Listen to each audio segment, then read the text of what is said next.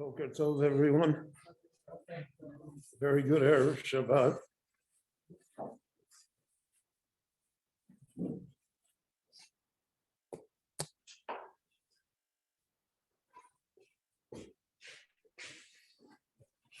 This week, as we are all aware, is Shabbat Parsha Shkalim. And we're going to be Mevorchim HaChodesh for Adar Hasheni. We're getting now the 4 Shabbatot that lead to Shabbat HaGadol and to Pesach.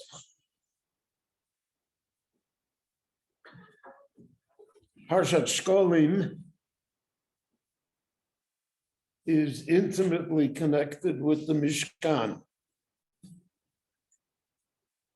In a regular year, so to speak, a 12-month year, Parshat Shkalim usually is Parshat Mishpatim, which is the Shabbat before we read about the construction of the Mishkan, the 5 Parshios that end Chumash Shmot. In a leap year such as this year, Parshat Shkalim comes in Vayakhel, smack in the middle of the Parshiot that deal with the Mishkan. Is there a connection, or is just a calendar coincidence? Well, if it's a calendar coincidence, that's not good for rabbis. So we are therefore impelled to find the connection. And I think the connection is fairly obvious. And it's historically proven. We read in the Chumash, rather in the Medrash, in this Kasha Moshe. Moshe didn't understand Parsha Shkalim. He didn't understand the Machzis HaShekel. So what does that mean? That he didn't understand the Machzis HaShekel. He didn't understand Porah Aduma either. What's the issue here? So the Medrash says that the Rabbanu Shalom Kaviyachol in heaven, they showed Moshe a Matbeah Shalesh, a Machzis HaShekel, a coin, money that was made from fire.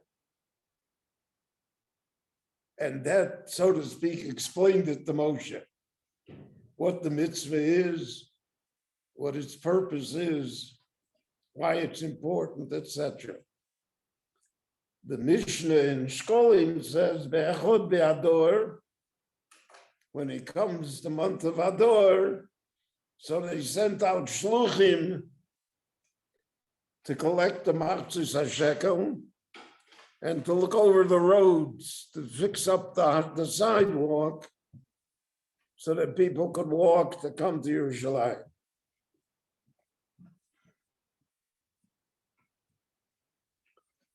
So Moshe doesn't understand the Machzis HaShekel, and they show him in heaven a coin that's made of fire. We find in the construction of the Mishkan, the Medrash tells us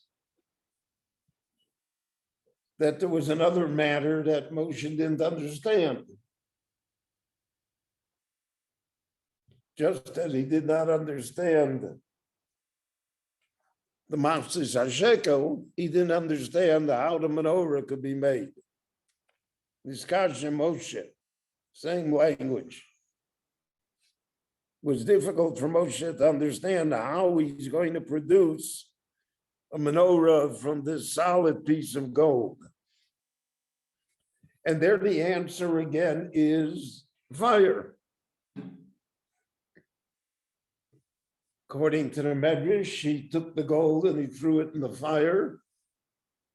And miraculously from that, there emerged the menorah in all of its glory.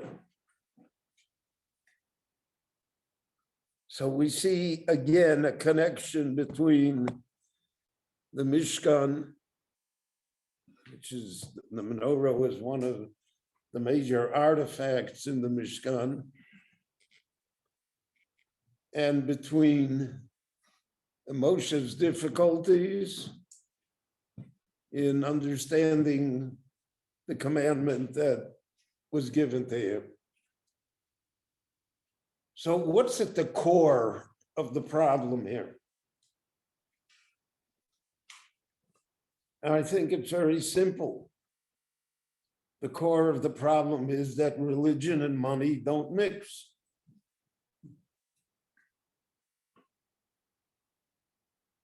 The moment that religion becomes dependent upon money,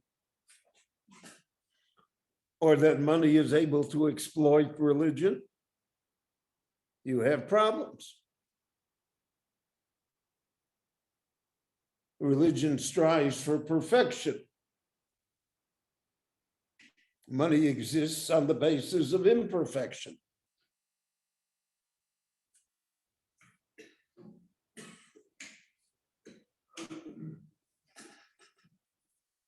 The Torah emphasizes the negation of greed. Nevertheless, the Gemara says, Misha yesh lo mono rotzeh mosayim. If you have 100 shekel note in your pocket, you wish it were 200. That's the nature of human beings.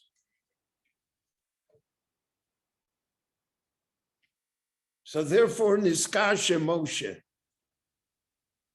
Moshe didn't understand. We're going to build a Mishkan, v'osuli migdash v'shachanti b'socham. You're going to make a Beis HaMikdash, and I will dwell amongst the Jewish people, and it's all spiritual. V'shachanti b'socham, within them, not in the building, but within their hearts and souls and minds. They're going to be a mamlechas kohanim v'goy kadosh, kingdom of priests and a holy nation. And Moshe says, you're going to contaminate it with money? You're going to ask for donations for the Mishkan? And you can collect the Mafsis HaShekel to support it? It should all come from heaven. We're talking about spiritual greatness. We're talking about trying to avoid the pitfalls of greed and arrogance and of jealousy, everything that money breeds. There's a war going on in Eastern Europe now for no reason. But the reason is money.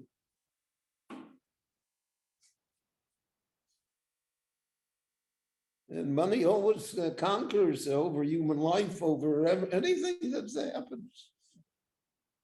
So Niskasha Moshe didn't understand what's the Mafsis HaShekel. What are you doing here?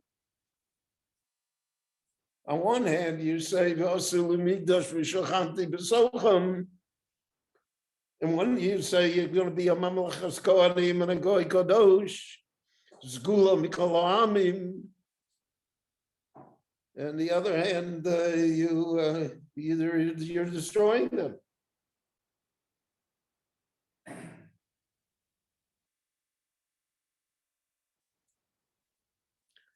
And we see that the Torah itself is aware of the problem.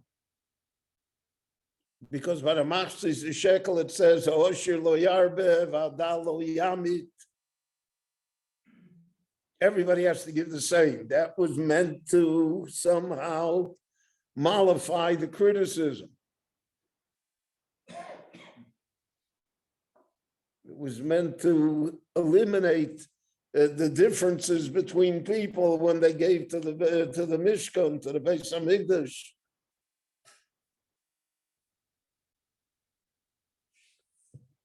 But throughout human history, and therefore throughout Jewish history as well, because all rumors to the contrary notwithstanding, Jews are human beings,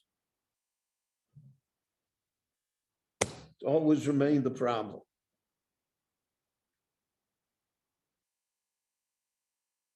This Kasha Moshe on the menorah, why does the menorah have to be pure gold?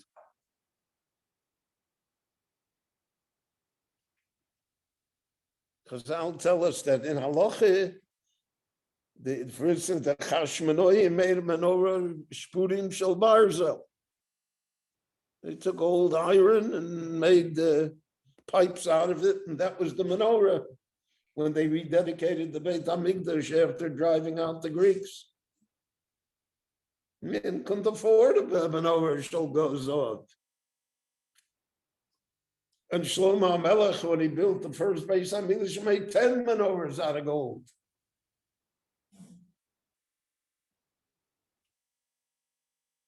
So Mishkasha Moshe said, this is a Beis HaMikdash.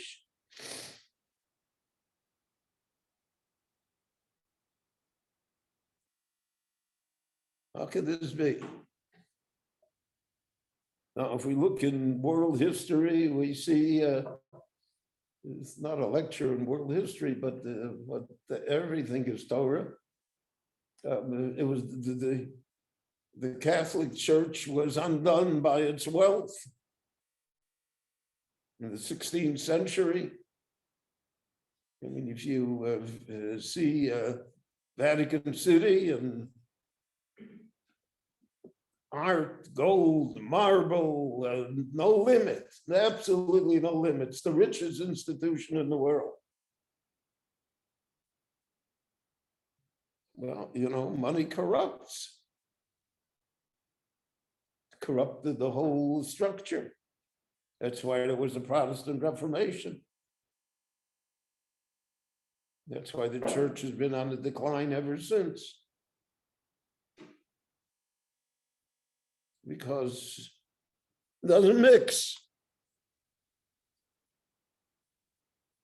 You want to say you represent the poor and the downtrodden, the meek, everything that you espouse, and then take a look at the gold and the silver and the ivory and what are you talking about?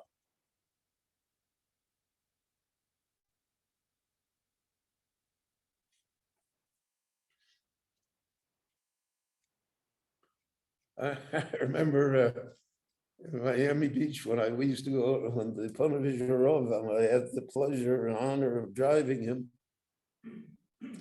So I had a rabbinic car all of my life. It had to be a car that was not new, was not big. It was a minimal car. I remember that when I was a lawyer, so the senior partner in the firm said to me, he said, go out and buy an Oldsmobile. You can't drive a Chevrolet and be in this firm. I told him, can't afford an Oldsmobile. He said, it has nothing to do with whether you can afford it or not. You have to present yourself. If you drive an Oldsmobile, people will think you're a good lawyer. If you drive a Chevrolet, they'll think you're a schlump.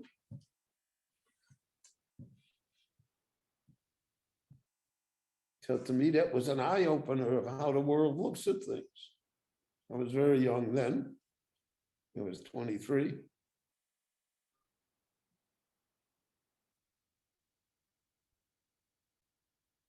So when I became a Rav in Miami, so there were Balabatim that would say to me, Rabbi, you should get a nicer car. Doesn't reflect well upon the synagogue that you're driving, 6-year-old car. They were so desperate that eventually they bought me a car. It meant so much to them. So I always had my wife drive the good car and I drove the other one.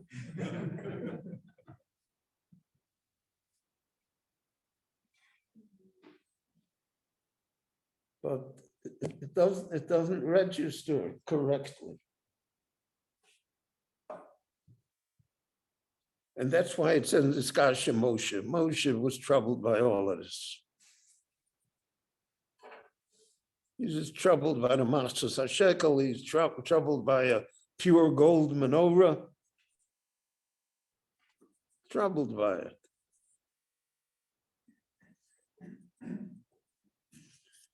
So the Rabboni Shalom showed him things that were made of fire. What is fire? Fire is the most productive thing in the world and the most destructive thing in the world. It depends when, where, and to what purpose it is put.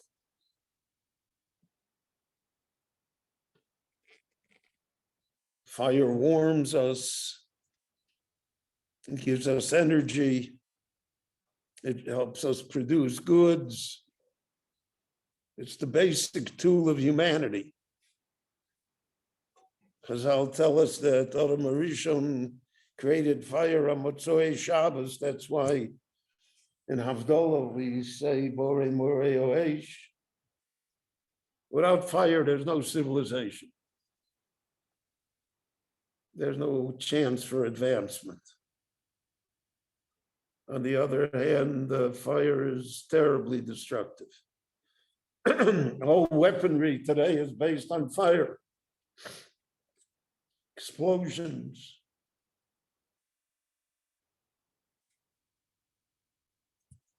We have fires that can destroy millions that are shot.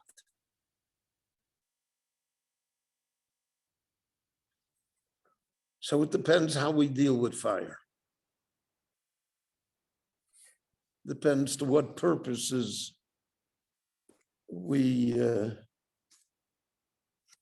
prepare fire for use.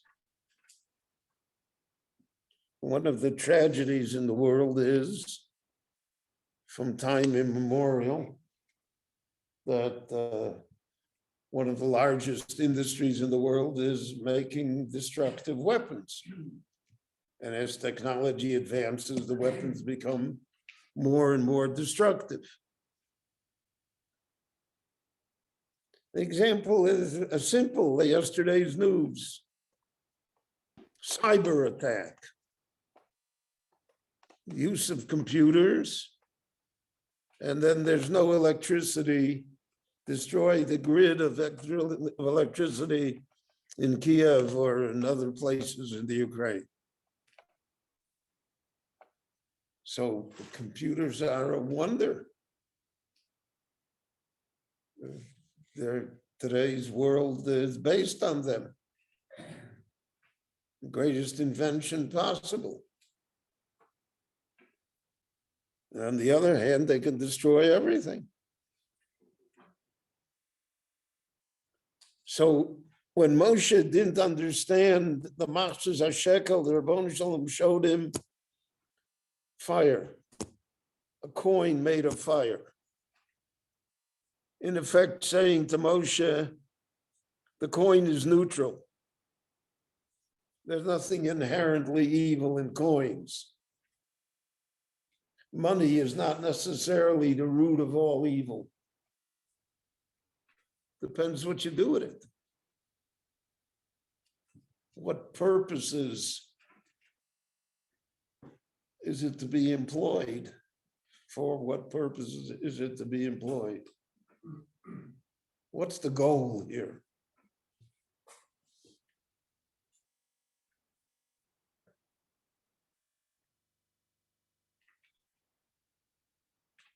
And therefore, there are a few rules that the Torah gave us regarding money that enable money to be made of fire that's productive. The first rule is what we find by Avraham Avinu. The king of Sodom tells him, Avram, you saved me. You defeated the kings. Aruchush kachloch. So take the money. And Avram Avinu says, Michut v'yad tzroch now.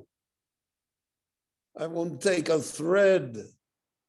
I won't take a shoelace from you. So that you'll never be able to say, Ani yesharti as Avram. Avram says, you didn't make me wealthy. If I think that you're the one that's making me wealthy, so I have lost the battle already. And we find that Moshe says that in the Chumash. He says it to the Jewish people at the end of his life. Al Tomar, don't not say, Kochi v'yotzem yodi Yosef Zlias achayel hazeh. My greatness, my strength, my genius created all of this wealth. Ki Hashem Elokecha nosei l'chol koach la'asos choyel. Comes from a different source. Your energy comes from the Ribono Shel Olam that enables you to be successful. So the first rule is, where does it come from?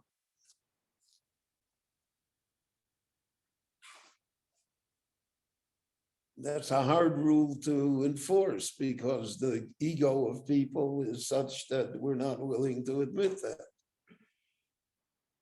We're convinced somehow that it's us. That's why you have so many experts in the world. And that's why the experts are almost, without exception, continually wrong. All the predictions, everything's all worth nothing.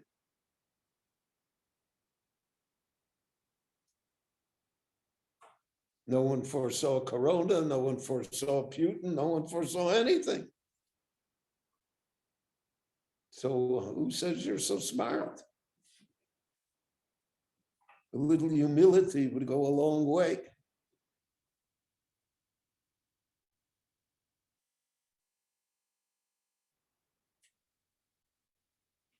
So the Ribono Shel Olam showed Moshe fire.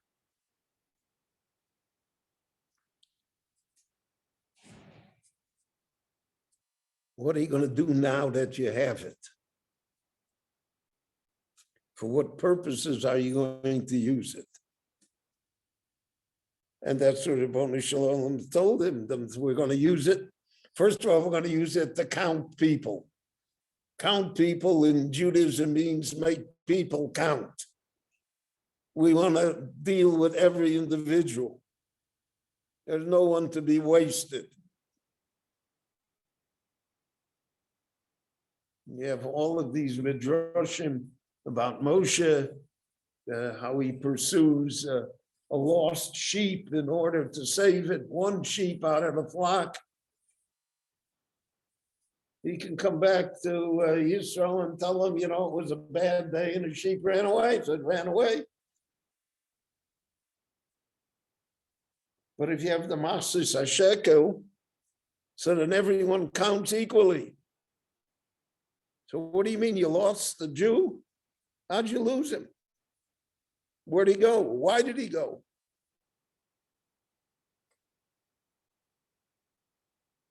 And that's a constant challenge to us.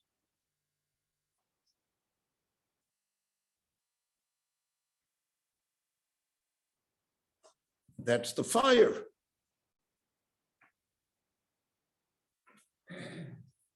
So what are you going to do with the money now, Moshe? So you're going to build a Mishkan, you're going to fix the roads, you're going to help Jews come to Jerusalem. What are you going to do with it? And the question always by Shlomo HaMelech is, what are you going to do with everything that I gave you?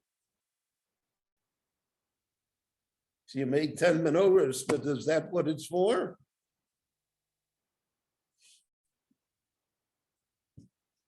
And that's the great challenge, the great problem that exists in every generation and with every person. How are we going to deal with these things? We say, I want to discuss it tonight if I'm able. It doesn't rain too hard. There was a time that Jews used to say piyutim on Parsha Shiur. There's a whole set of ritual religious poetry that was composed for Shabbat Parsha Shiur, recited in Shachris and Musaf. That custom has pretty much disappeared, but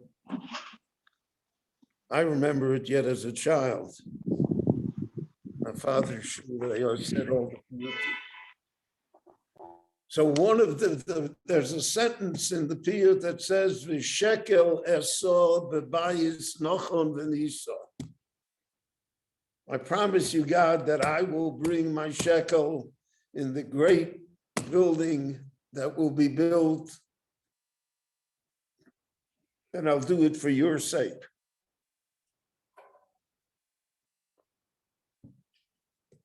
So it says, it doesn't say v'shekel etain, I will give a shekel. It says shekel esor, I will raise a shekel. I will lift up a shekel. Our task in life is to lift up the shekel, to give it purpose, to be able to say, no one can tell me ani sharti as Avram. And I'm going to use my shekel for bayis nochon v'nisa, for a great and good purpose. For causes and ideas and people, and I can create a world.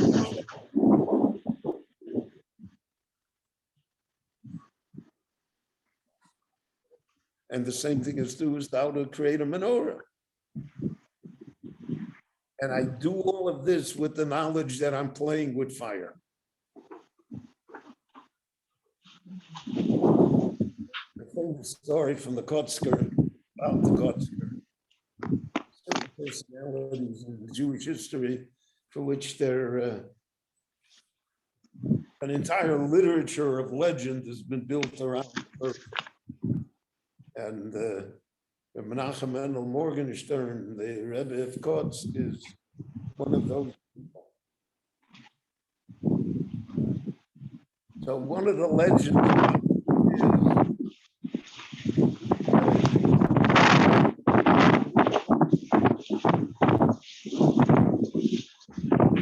is gave him a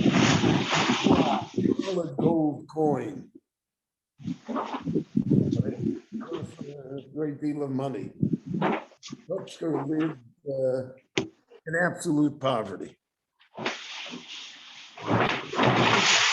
Gary Gluck needs to be muted. I wanted it to be that way. It's okay. Somebody prepared it.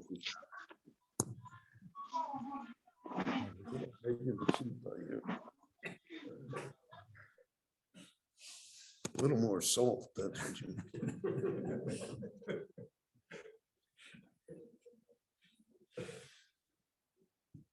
So the man gave the Kotzker this great solid gold coin. And Kotzker picked it up and he looked at it. He held it in the light. And he turned it on all angles. And the gold flashed in the light. And then the Kotzker took the coin and he spat on it. And he threw it on the floor. And the legend is that that wealthy man never again enjoyed money, no matter what. Because the Kotzker had killed that within him.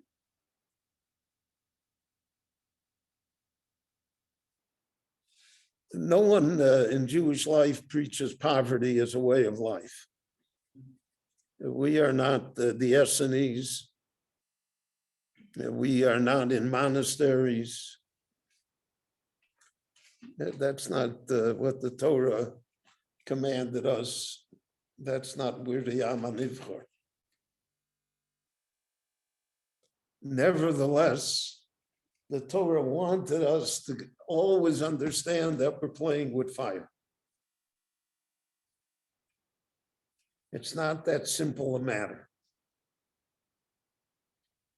And that, so to speak, our approach to it will determine what we are. And therefore, the Gemara says, Yo'ani Yusol Yisrael. The Jewish people do much better when they're poor than when they're wealthy. We see that throughout Jewish history. The Torah says, Vayishman Yisrael Vayivot. Shamanto, Avisa, Kosisa, you got fat. You had too much.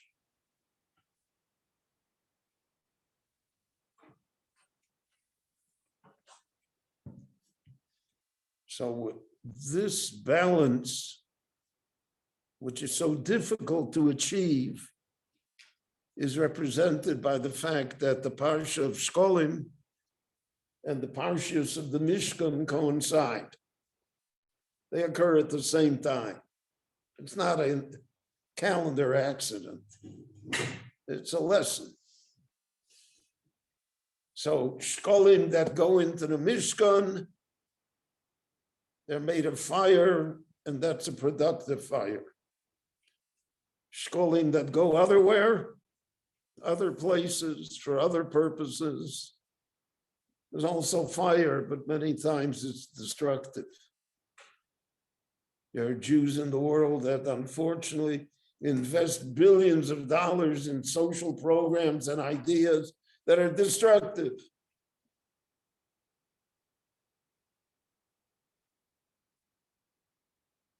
And I think there's no greater frustration that a person can have to realize that everything that he thought he was doing was for good, that it turns out not to be for good. That he missed the mark completely. So therefore, shekel eso b'bayis nocho v'nisa. I'll raise the shekel. I'll give it a higher purpose. Then I'll be able to have a bayis nocho v'nisa.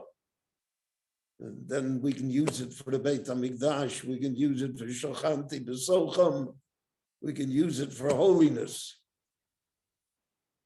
And in so doing, then we no longer have contradictions. And in fact, we fulfill the purpose for which the mitzvah was given, to take the shkolim, to take the gold for the menorah, and use it for positive purposes. So Shabbat Shalom, everyone, and thank you for coming. This Saturday night, we have a lecture on Joseph Stalin, which I didn't realize how timely it would be. Thank you so much, Rabbi. You never know.